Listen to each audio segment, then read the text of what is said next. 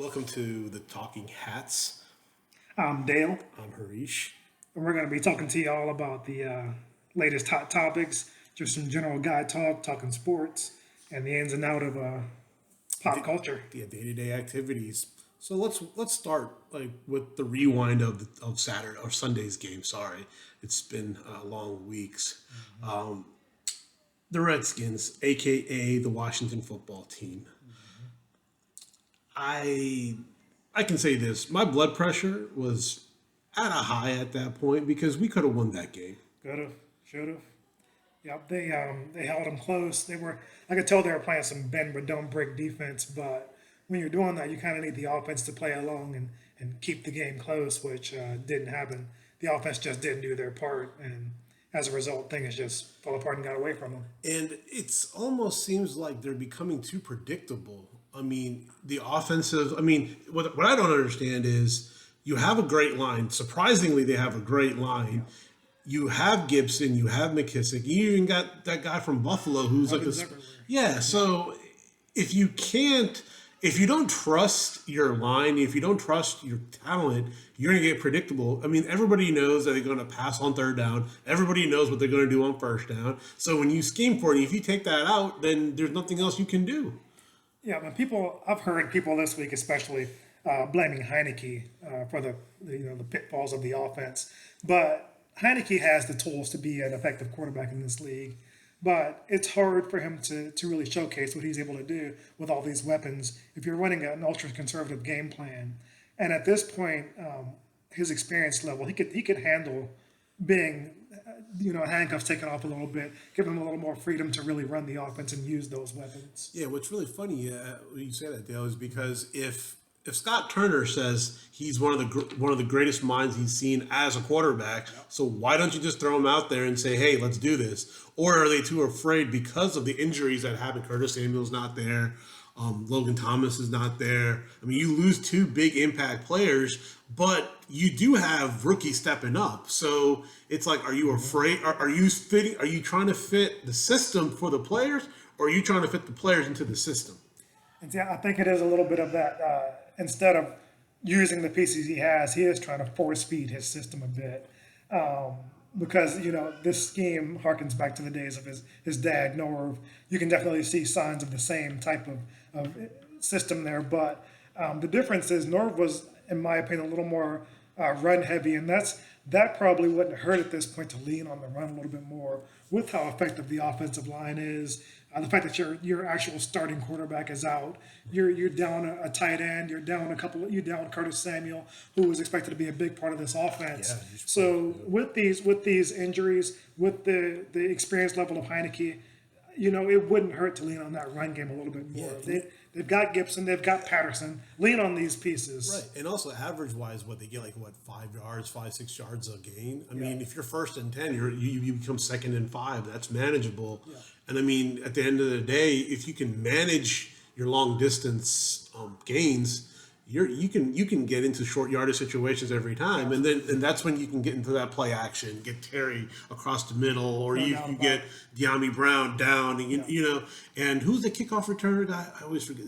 DeAndre Carter. DeAndre Carter, yeah. I mean, he stepped up last game, so I don't understand why you can't give these guys more opportunities. And my whole thing is, you cut Dustin Hopkins, right? You cut Dustin Hopkins today, and He's out of here. I'm going to say this. It makes a lot of fans happy, by the way. It does. It does. I was happy. I was a D Hop guy. So I'll put it this way: Hopkins was good, but when you need, against the Giants, he missed that kick, and that should have been an automatic kick. Yeah. Automatic kick. But Lady Luck was on his side. They went off sides, and he kicked it. He kicked it again. Hey, misses happen to the best of them besides Justin Tucker. Everybody else goes through it. That's true. For me, I would have kept D Hop because there have been just so much turnover here in the organization lately. To keep that consistency, people, and this has been bandied about as well, that the kicking game has been off this year because they cut their long snapper. Great and point. that throws out the timing. Everybody's adjusting to that. And even down to an all-pro like Tress Way, there are adjustments all over the field because that one piece changed. Yeah. So, yeah. If you want your son or daughter, I have to put or daughter, to play in the NFL, and if they suck at everything else, long snapper is what you can be good at because you can get paid in the NFL. With that being the case, though, long snappers, they're not just snapping the ball and that, their job is done.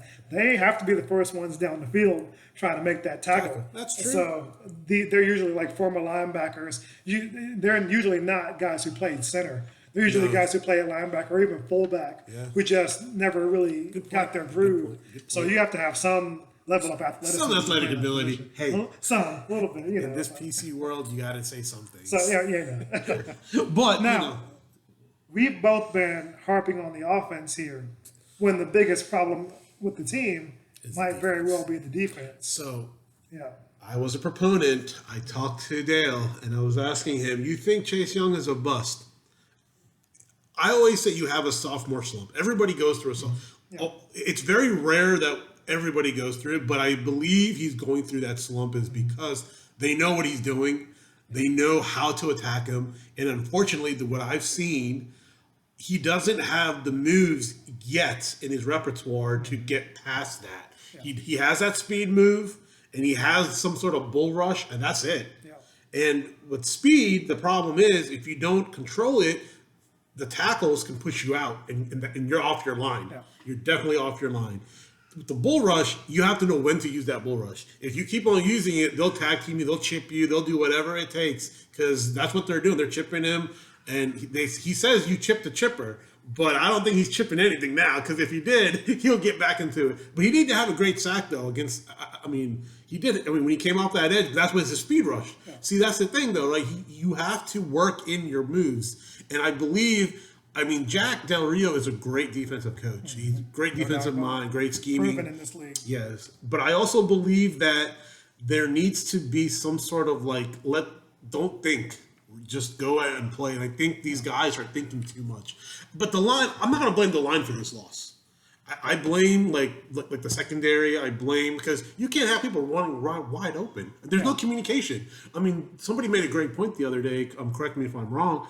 When you had Ronald Darby and Kendall Fuller, they were communicating really well in this system. With Jackson III, he's a great player, but I don't think the level of communication is there yet. Even though you've been in the league for X amount of years, different schemes are different.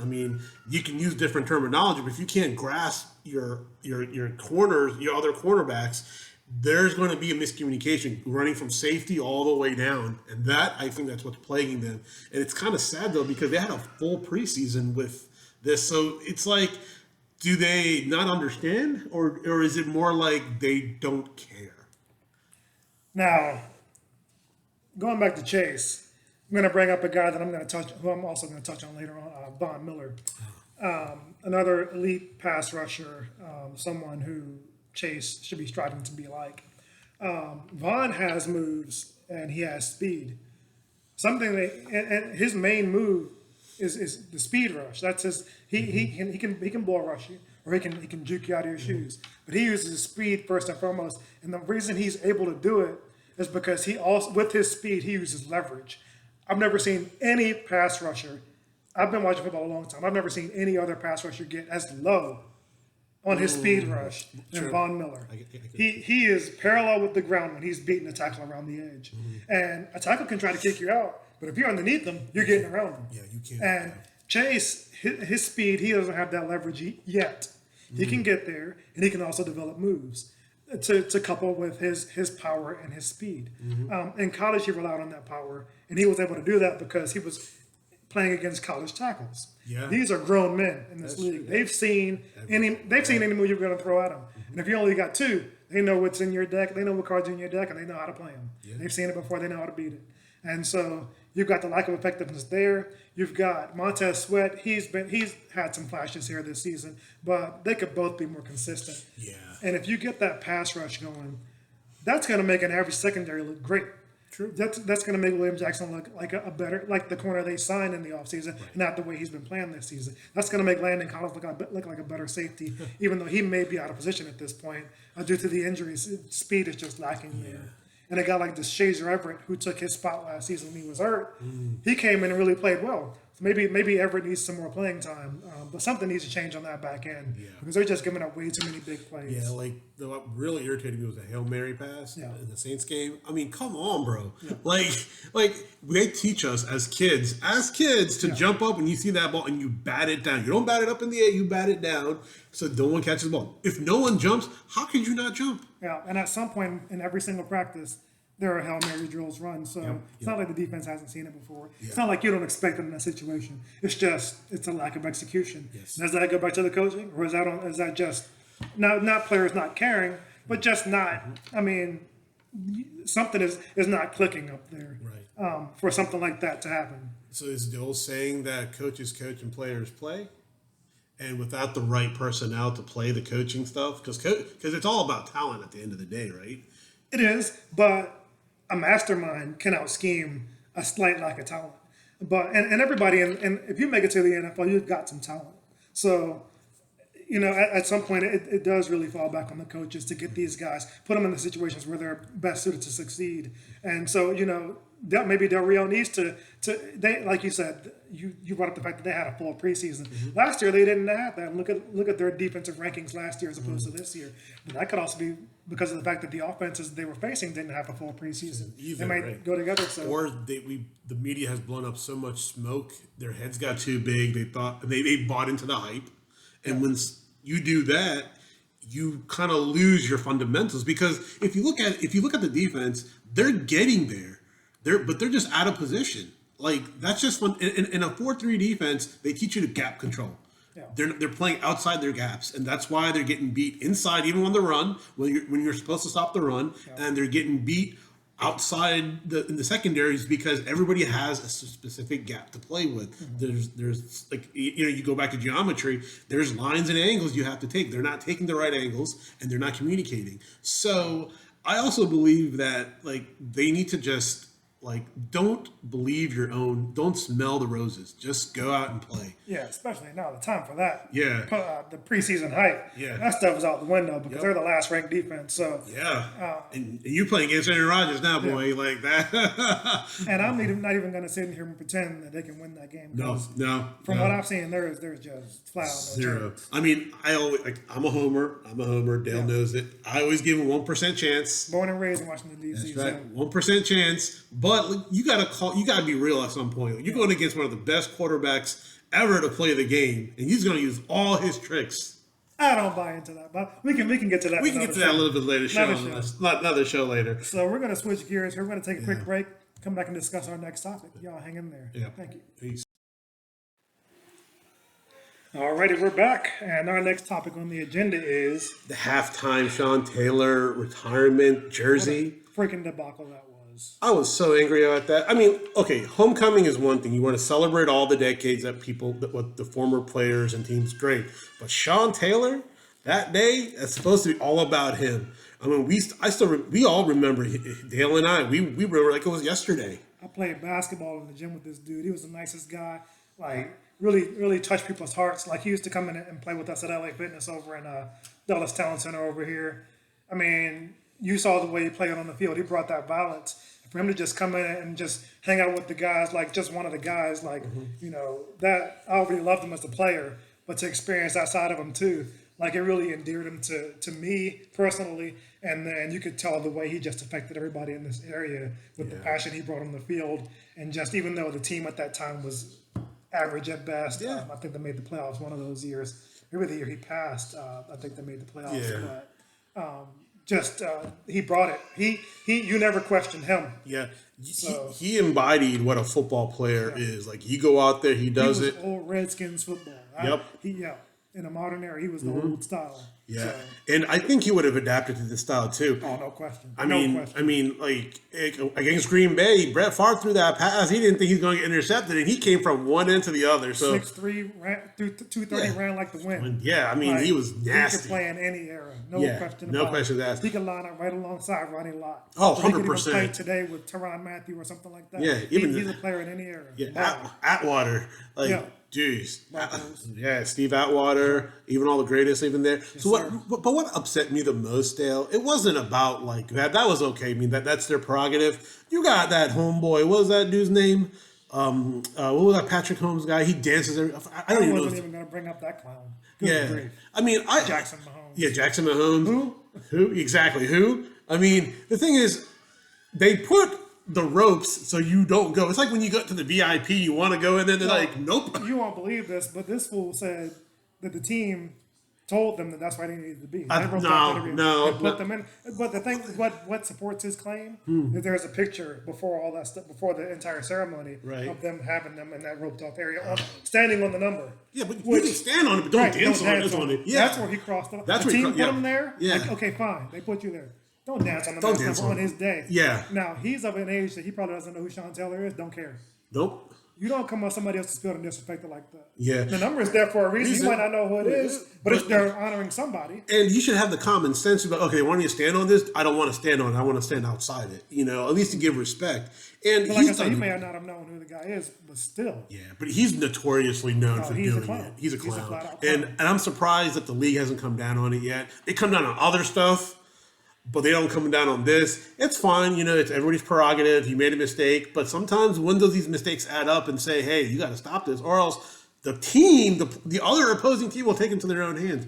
Remember when Terrell Owens, back in the day, went onto the Dallas Star and tried to spike that? Guarantee you, if somebody on the team would have saw that, He would have been level. Yep, he would have been knocked out. Mahomes' brother or not. Yeah, he would have been knocked out right on the spot. Or they would have went after Mahomes back in the day. And let them try that nonsense somewhere else, because next time they'll be ready for it. Oh, He caught him 100%. off guard this time. That won't happen again. Nope.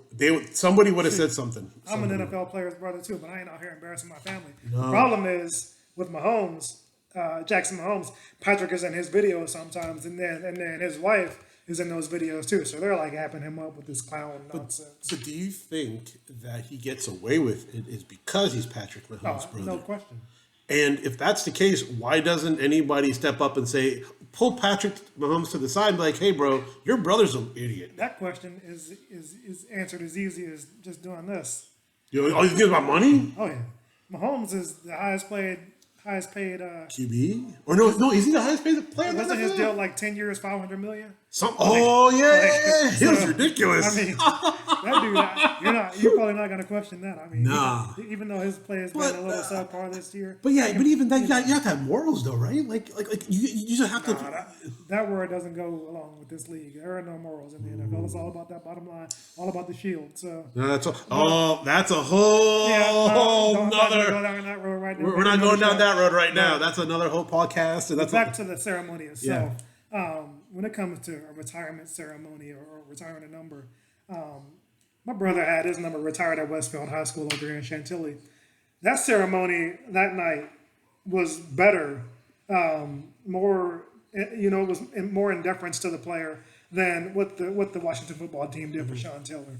When Brian Dawkins had his number retired with the Eagles, man, they had like a giant light show, laser show. They turned the lights down and played like a tribute video showing all his highlight plays. This man didn't even retire with the Eagles. Yeah. Like he went to Denver stuff. Nicest guy ever, by the way. Brian Dawkins, shout out. Great guy. This dude, he a huge member of the Eagles' history, the plays he made with them. So they put a package together, had turned the lights down. The crowd is looking up at the Jumbotron, tribute video to him, like all this pomp and circumstance for this guy, and for the Washington football team to disrespect a member of this organization who lost his life and meant so much to the team and still means so much to the fans. You still see fans in the stands wearing that number 21. Yeah. For them to go out and treat his moment like that, no speeches, no tribute video. I heard in total the ceremony was 2 minutes and 13 seconds. Really? I thought it was, because when I saw it, I was like, okay, so where's like the glory? I heard they only gave out 10,000 towels. 10,000 towels? And the cheapest towels you could ever imagine. Yeah, I mean, could you have spent a little bit more to have memorabilia, like a jersey giveaway for all the fans, the first 100 fans or 200 fans or whatever, and then give away some memorabilia, like some pictures or something? This man meant so much, not even to the community, to everybody that knew him.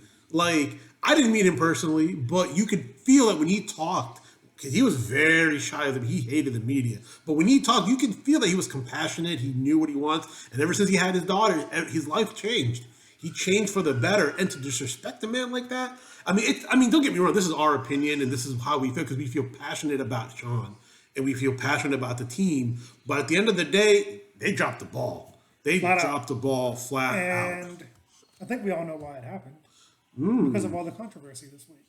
And what supports that is the fact that his family came out and said that they didn't find out about this going down until pretty much when everybody else found out about it. Oh, it was like a couple of weeks ago, wasn't it? Like, because his brother. Well, no.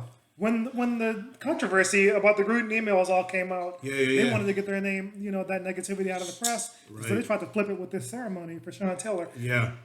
And so that's why, and the family not finding out about it until this week. If this was something that was truly planned and was going to go down the way it should have, the family would have found out before the season started. Yeah, they would have known, okay, we're going to have you guys here in D.C. at this time. We're going to have a whole ceremony before the game, or even, or extend the halftime, which happens. Yeah. Something more than what they actually put out there. Yeah. The thing is, what a joke. Yeah, it was a joke. And to hearken the emails, that's our next segment. Before we get into that, it shows how much the fan base misses a team that wins. Yep. We used to win, folks. We used to win. We used to be the team of the 80s and the 90s. And at those times, you didn't hear about this behind the scenes. Nah. Because they were winning. They were winning. If no you're one winning, came. it doesn't matter what's going on. But players, like monitor players, that they had their own checks and balances. You got out of line, you talked to the big dog. The big dog pulled you aside and said, "You don't do, we'll beat you." I mean, it's simple as that. And winning is the best deodorant. Yep. That's the whole saying. It's the best deodorant. It's the best deodorant. That stink that's going on behind the scenes. Yep. Nobody cares about it because it's all masked by the winning. Yeah, and believe me, we're two old heads. Like we Speak for myself. Hey, we're both. Like, he's a little bit older than me. We're not that old, but we are just a tad bit. But I'll put it this way. They dropped the ball, and the way they're playing is not helping at anybody. I mean, you get controversy after controversy after controversy. Even with the name, like, just don't pick a dumb name, please. Please, I'm begging you. Like, seriously, what do you expect? I expect nothing but the worst. But we'll have to get used to it, just like we're used to the Wizards now, which is a freaking terrible name, but we're used to it now. Yeah, that's a whole other segment. Yeah. We're saying segments before we get into it, but this is what our podcast is almost like. It's like you go to the barbershop, and you're just shooting the stuff. Yeah. You're just spitting, and there's nobody's going to tell you, oh, you're wrong or whatever. And for the most part, we're going to keep it cleaner than the barbershop because I don't curse. And Harish is not a potty mouth either. You might let one slip here and there. Yeah. But, this is kid friendly. So, Well, I might say the S word sometimes or the MF word. I've never said a curse word in my life. That's a true story. Yeah, that's true. I've known Dave for a long time. He has not cursed. I mean, I'll make up words when that's what I'm trying to do the last couple of years. Nothing against it. I just never got around to it. He never got around to it. He's a better Christian than I am. We all have our moments. I know. And that's a good place for the last word. We'll catch you on the next segment. See ya. And we're back. So, as Dale's saying, the prestigious NFL Shield. We all know this past week has been a tremendous time for the Gruden family, the NFL, and fans alike, especially Raiders fans. I'm sorry, y'all. Y'all got like some explaining to do, as I say. But I'll put it this way, right? I saw some of the emails, and yes, going back 10 years, I think it's the times that we live in now. It's unfortunate. Should it have been said? No.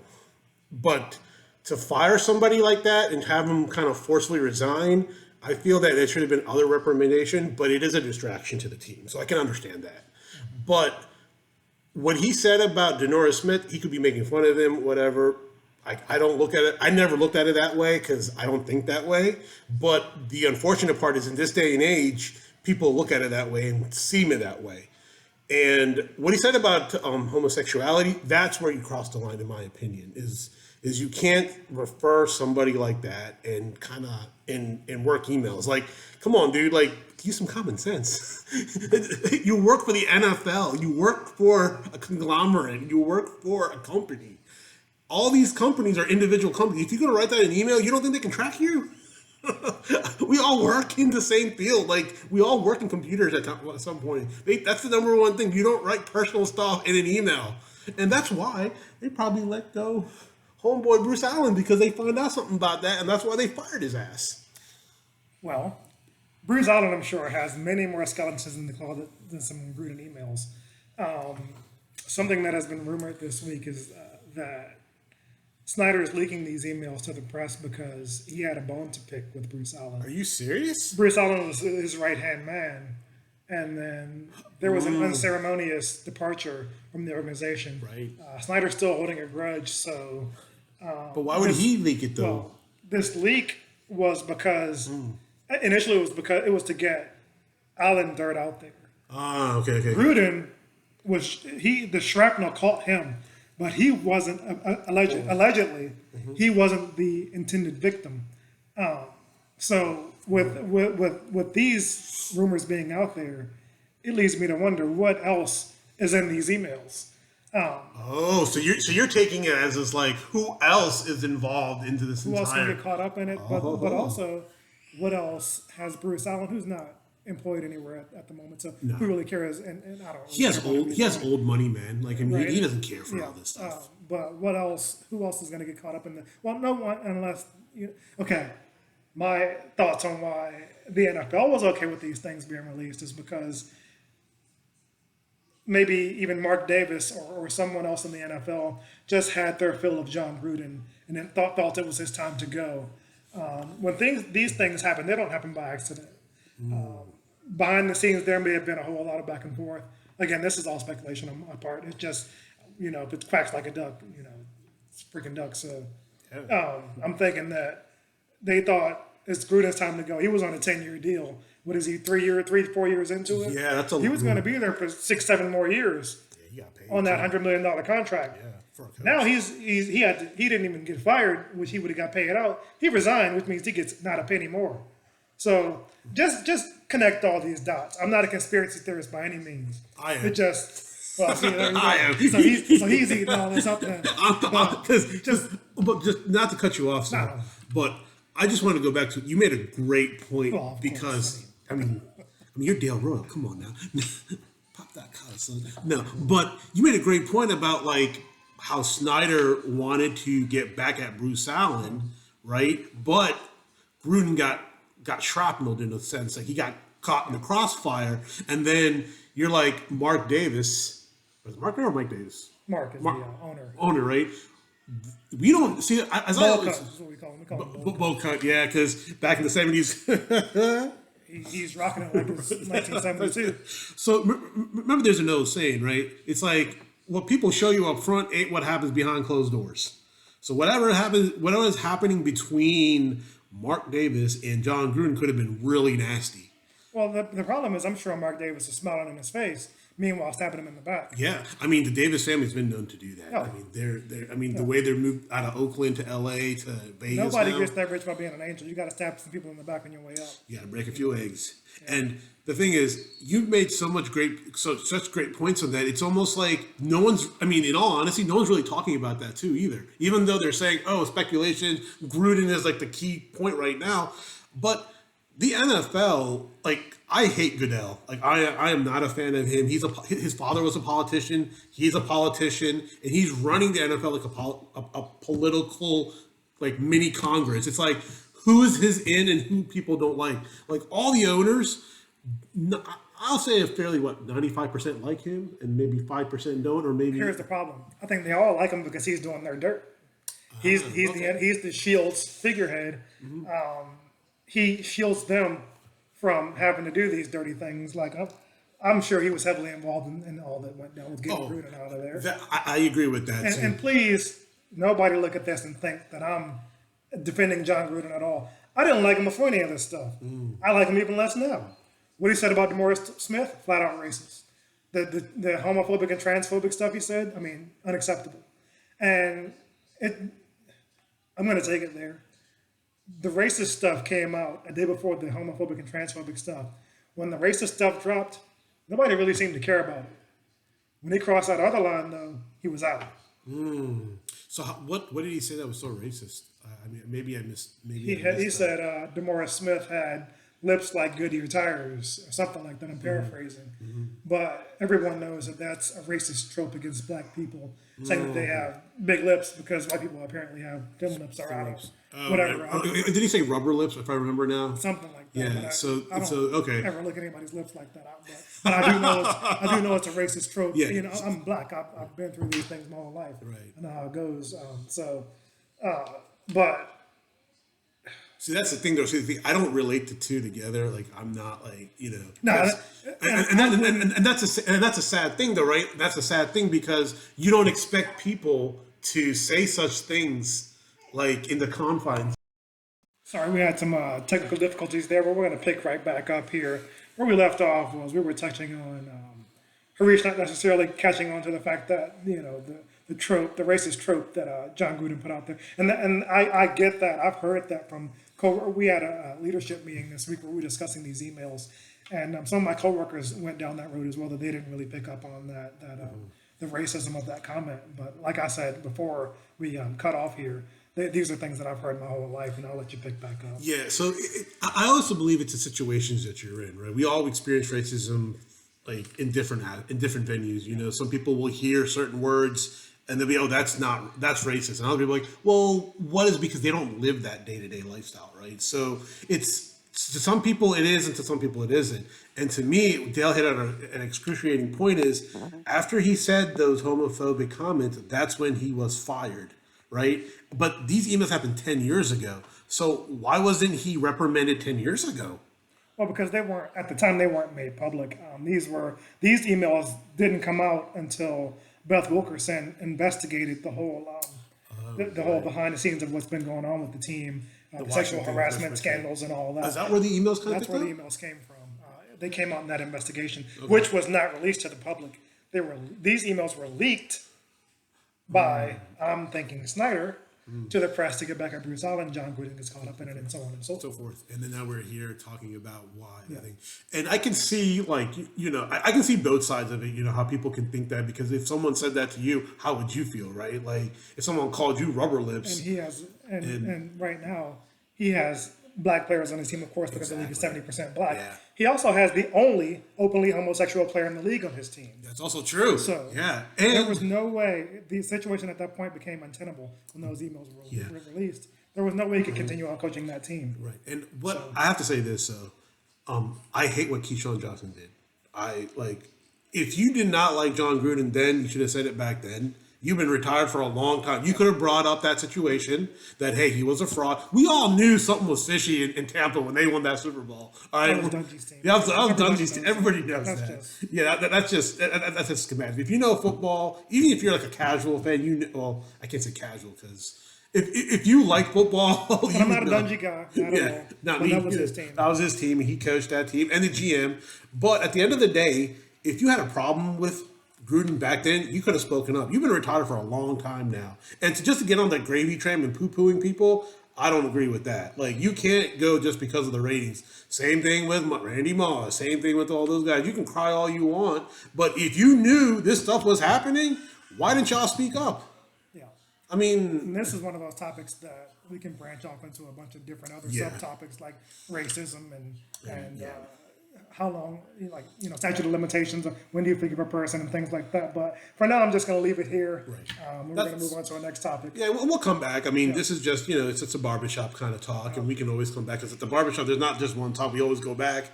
So the last kind of point is with the vaccinations and COVID and how people are treating Kyrie differently than how they treated Cap. I don't agree with Cap did, that's just me personally. I have my views on certain things, and I believe he did it just to get attention because his quarterback play was diminishing and that he needed to stand up for something, because I believe that he did that solely on that. That's just my personal opinion. I don't believe in police brutality. What happened to George Floyd should not have happened. That was extreme. That guy was already down on the ground. You did not need to do that. But Kaepernick could have spoken up about a lot of other issues the same way he did it with George Floyd, with every other thing when he was playing too. He was a superstar when he played, and when his stock kind of dwindled, that's when he kind of played a different route. Whatever happened is cool, and people got on his gravy train. Nike, everybody supported him. That this is what he got paid People don't remember he got paid from Nike and all that stuff to do what he did. Now Kyrie is taking a stand about the vaccination, where he thinks that he doesn't need it because he doesn't know the full fledged of it, what might happen to his body, and that's okay. I'm vaccinated. I was skeptical of getting it, but since we travel a lot, we didn't want to hamper our travel, so we got the vaccination. But that was our choice. That was our choice to say, hey, we need to get this. And now the media, unfortunately, in my opinion, are bashing Kyrie, want him to lose his job over something that is not, should be in his control. Like, we don't go around asking people what their STD status is. I mean, when is it going to stop? I mean, like, it's very sad where a professional athlete who's at the pinnacle of his health is getting bombarded because he's taking a stand on something that he believes in. And I think we should treat him with the same respect that we treated Colin Kaepernick. You may not like what he did, you may not, but you have to respect it, right? You can't tell Kyrie that, oh, you're going to lose your job or you should not get paid. And he's losing money. I mean, yeah, he has millions of dollars stashed away. That's not his prerogative, but it's just a message that people are sending that it's okay to choose which you think is okay and not okay. I mean, at the end of the day, you have to say, okay, as a black man, you made a choice and that choice is good. You shouldn't be poo-pooing him on something that is like, you feel that's wrong. I feel that that's his prerogative and he shouldn't be poo-pooed for that. And in the black community, they are skeptical about the vaccine. In the brown community, even any community, not just that. But because we don't know what is happening, and we don't know. And people are scared, and people say, "Oh, take the vaccine." Okay, but when people take it, there are side effects, and people are worried about those side effects. And if you have an underlying issue, then you should take the vaccine. That's just me personally, because in that way you're protected from the virus that can get severe on.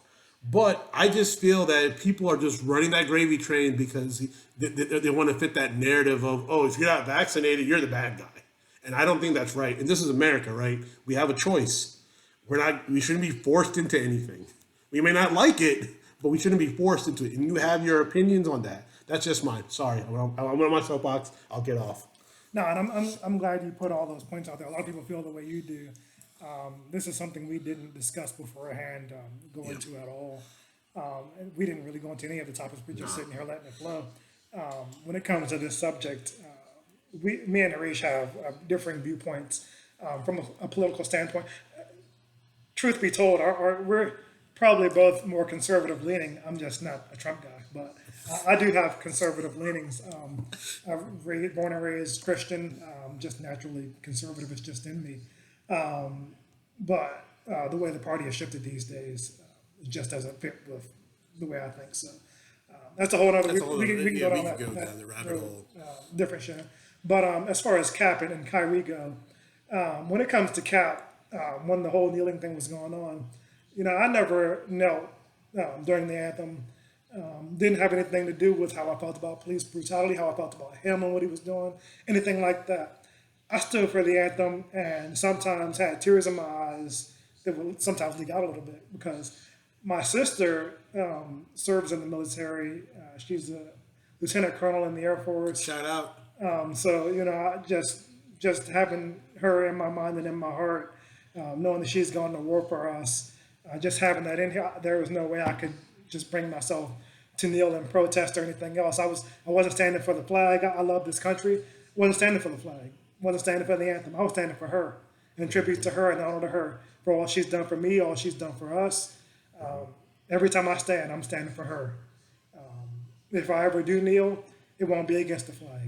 It won't be against this country. It won't be against her. It will be in protest of police brutality or whatever else is plaguing my community. But that's my personal choice. That's how I've handled it. When it comes to what Cap did, I disagree that he was on the downside of his career. He was in a tough situation with the team. The team was in horrible shape. A team is in bad shape when they're giving Blaine Gabbert meaningful snaps. So I'm not putting that on Cap. The team as a whole at that point was in bad shape. The games Cap played that season, he played well. I believe they got 2 wins that season, and I'm not 100%, but I think he was the quarterback during both wins. Fact check me on that if you want to. But I know, I think it was maybe that season. You don't want to go to the fact checkers, man. They're going to fact check you on something else, dude. That's another thing. But I saw him play against the Chargers. My brother was on the Chargers either that season or the season before. This dude was still at the peak of his powers. I think he was 26 when they kicked him out of the league, blackballed him. Still in peak physical shape. He still has a laser rocket arm. Like, still has the talent on a level that he could easily be starting on the team right now. At 33 years old, he was 26 at the time. So he by no means was his play declining. He was blackballed because it was a message that most of America wasn't ready to hear at the time. Still not ready to hear now. The ears are a little bit more open now because of what happened to George Floyd. So if the same protest happened now, we probably wouldn't receive the same level of backlash. But when people say, I understand you're protesting police brutality, just don't do it like that. My question back to you is, how do you protest police brutality? Like I said, I chose to not kneel for personal reasons, but I have gone to protests against police brutality. I've put my money where my mouth is. I've been out there on the ground with people fighting against these atrocities. So if you're going to bring it upon yourself to say, he shouldn't do it this way, show me a better way. Show me that you're participating in that better way. Don't just say he shouldn't do it. Show me that you're doing it in a different and better way. Right.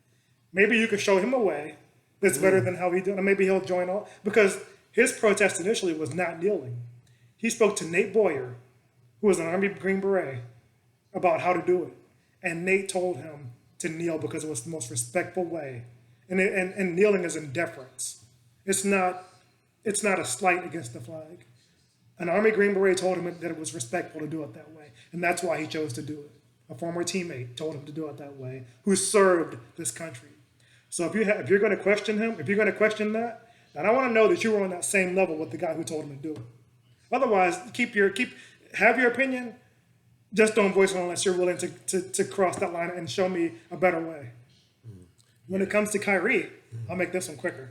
The vaccine thing, I was skeptical about it. I did not want to get it, but we've got a newborn baby at home, and we wanted to travel to come back home here to Virginia to see my family and my friends, my family here.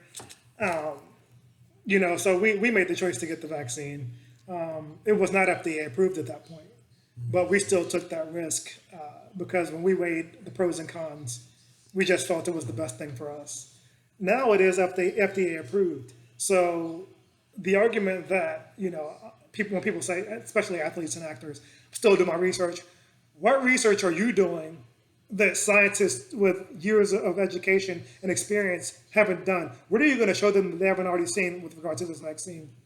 And if you're going to question putting a vaccine in your body, then I don't want to see you out at the club on Friday and Saturday night drinking, because you can't tell me that alcohol is safer than a vaccine. You can't tell me smoking weed is safer than a vaccine. You can't tell me that these substances you're putting into your body are safer than a vaccine. If you're going to tell me I don't want to put this in my body because I don't know what's in it, then don't put that stuff in your body either. Then we can talk about it at that point. But don't give me that nonsense about I can't put that in my body. You're going out. That's just you're just making excuses. And HIPAA, people throw that word out there too and don't even know what it means. Come on, let's be real. If you don't want to get a vaccine, just, for whatever reasons you're thinking, just say I'm scared to get a shot. Simple as that, flat out. Because you've gotten vaccines in your life, I'm sure. Because you don't have polio, you don't have measles, you don't have tetanus. You've gotten shots. So what's the problem with this one? Back to you, sir. Yeah, on that note, it's hard because vaccines usually take a longer time to get processed, right? So since this was done so rapidly, there's so many questions on, hey, but it's not about what you said is absolutely right. It's not like, hey, you're afraid to take a shot. But my whole thing is, why are they trying to ostracize and call people like the devil, or say, oh, I'm vaxxed, you're not vaxxed, so, oh, you're the boogeyman? I mean, it's their choice. I mean, at the end of the day, some people don't get flu shots. Do we look at them? I get what you're saying. And to me, people who are doing that, who are really ostracizing them, they're the extreme. There are people on the other extreme just anti-vax. Yeah, so that's on both sides. There are extremes on both sides. Yeah. But then in the middle, there are the more rational people who see this pandemic for what it is. Right. If we're ever going to get back to normal, then you either have to have had COVID, so you probably won't get it again. I mean, I know somebody who's had it twice, and the second time they got it, they were double vaxxed. Right. But But the second time they got COVID, they had no symptoms because A, they had it before, and B, they got the vaccine. Right. And this is a 70-something-year-old man who this happened to. So it's not somebody who's young and in their best, peak physical condition. The vaccine, I mean, like I said, it was personal reasons for me why I got it. Right. But now with the FDA approval, like the whole I'm doing my own research thing, that stuff flies out the window. And don't give me that, like I said, don't give me that I'm doing my own research if you go out and drink and do all this other stuff too. I mean, I just don't buy it. But for the greater good, it's just my opinion that we all need to get to that point where if we ever want to get back to normal, some people don't. I honestly couldn't care less if we get back to normal. Like work from home, like being out with my boy. I didn't never like going out that much anyway, so I don't mind how the way things are. COVID is kind of, besides I've lost people close to me, besides the losses we've had, and I know where they are now. Besides the losses I've had, COVID has been a blessing because we are closer as a family. I'm home with my son. But some people do want to get back to normal. And for us to do that, we have to get to a point where, we get these vaccines. I mean, the FDA has approved them. So I agree on that at the FDA, but I just don't agree with like to be mandated, like to say, hey, you have to do this. Because I feel that you have to stop at red lights. You have to stop at stop signs. That's true, there are things you have to do. Well, that's the law, though, right? I don't like everything, but it's like this. Did they tell you to get a flu shot? You can get it. You can get it. You can get it without. I've never gotten a flu shot. Exactly, but it's the same thing. But it's not mandated. If my job told me you can't work here unless you get a flu shot, I would either look for somewhere else to work. If I love my job that much, I'll get the shot. So that's the thing. So that's the debate, though, right? Exactly. That's the debate now, right? So where I work it's since the president sent down the executive order, they're actually showing you, like, are you vaccinated? Are y'all government contractor? Yeah. So y'all have to get the vaccine. Yeah. Well, to work there, you have. It depends on. So our CEO said, hey, it can't be a one size fits all thing because some people don't want it. Because a lot of women are not getting it because they don't know what's going to happen with children or anything other than that. So there's a lot of people out there who don't know. Even though it's right to get it. I'm vaccinated because we choose to get it. I'm not anti-vax, but since it was created so quickly. A lot of people are scared of, as you say, like, getting this. I don't think it's that per se, but I also feel that they don't know what's going. Like you say, drinking and everything. People know when you go out to drink, you're gonna get like crunk and you're gonna hurt your body. Alcohol is poison. That's what it is. It is poison. Alcohol in an insect that kills it instantly. Well, that's true. Poison. It is poison, and but we put it in our bodies. Right. It's poison. It is. And we put it in our bodies. Right, but we don't tell. But I can't tell somebody that don't drink. You can. I can. I mean, I've been sober for 4 years. I made that choice to be sober. And your job tells you can't come to work drunk.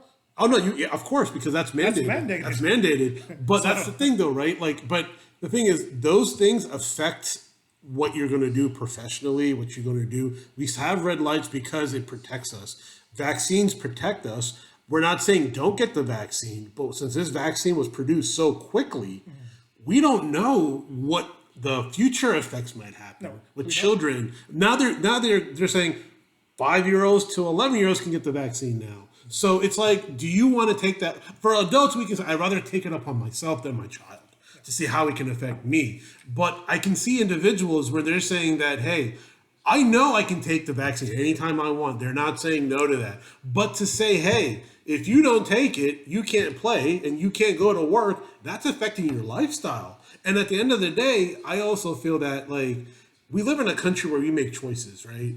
We can't go, we don't live anywhere else.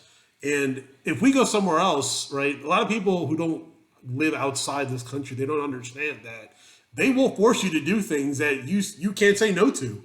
You can't. You just can't. I mean, I've been to countries where they say you have to do this. It's there. If you say no, you can say bye-bye to you and your family.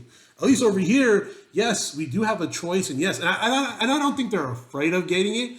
I think there's not that much knowledge into it as of yet. Even though scientists have said the CDC has flipped back and forth, the FDA has flipped back and forth, so it's that confusion. If there wasn't confusion, I guarantee. I will put money on it. I'm not a betting man, but I know if there wasn't so much going back and forth, everybody would have been vaccinated. Everybody would have. But when you put doubt, it's like when you go to court, right? All you need is doubt to get yourself cleared. Yeah. This is what happened now is people have doubt. Well, and especially in the black community. Exactly. Black people have been experimented on Yes. with vaccines. The CIA did that with the syphilis when So we've definitely been down that road, but it's obvious on the very surface that this is not one of those situations because this is not only in the black community. We're the community that's the least vaccinated at this point. Right. So everybody's taking this vaccine. It's just, and for Kyrie, I'm not going to cry any crocodile tears for him about losing money because first of all, he's getting paid his full salary while not playing games. That's true. Secondly, he's made enough money that he never has to work again. Right. So I don't feel sorry for him whatsoever. I feel sorry for his teammates because he's not there for them. Right. Don't care about the organization at all. They're not going to. No, but it's but Harden went there and KD went there because they wanted to win a championship with him. I thought the three of them could do it together. I disagree. I still don't think they can pass the Bucks. I picked the Bucks to beat them. Yes, you did. And the Bucks won. We should have bet money, man. Should have. When Giannis, I'm going down this road. It's not the topic. It's okay. Go for it. Go for They it. won that first series. I saw the look in Giannis's eyes. I was like, this is the year. Nobody was hurt yet either. And don't give me they beat a depleted, hurt Nets team because he was hurt. Yeah. Giannis was hurt. Yeah. He went out there and took them out. Went out there and took the freaking Suns out too. So hurt. Oh, dude, that was an amazing, probably one of the best series I've seen. Might do it again this year. Yeah. You think they're going back to back? Yeah, they can. I mean, they have the quarterback, so I mean, I can see we're going off on a tangent here. Yeah, we are. But I'll give you the last word on this topic. So I'll put it this way: we agree to disagree, and that's what this show is all about, right? I mean, still, bros. Yes, let's go, family, man. Come on. You know, he's on his own Trump thing. But listen. The next Republican candidate, I was never a Biden guy screaming. I don't like the dude. Don't like him now. Won't like him ever. So he's a two-faced liar. Says what he needs to say to get where he is. Sleepy, all that stuff. Because the stuff he's starting to implement. See, we're going. I'm gonna say this last point about the whole politics thing. Yeah.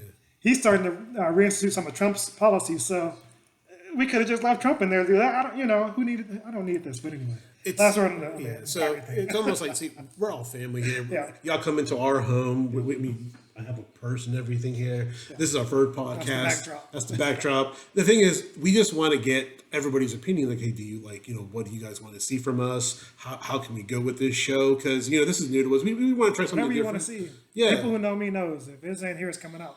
So whether you want to see it or not, I'm going to speak my piece. And the last word is, it's not about that. I mean, this is what should happen is a healthy conversation.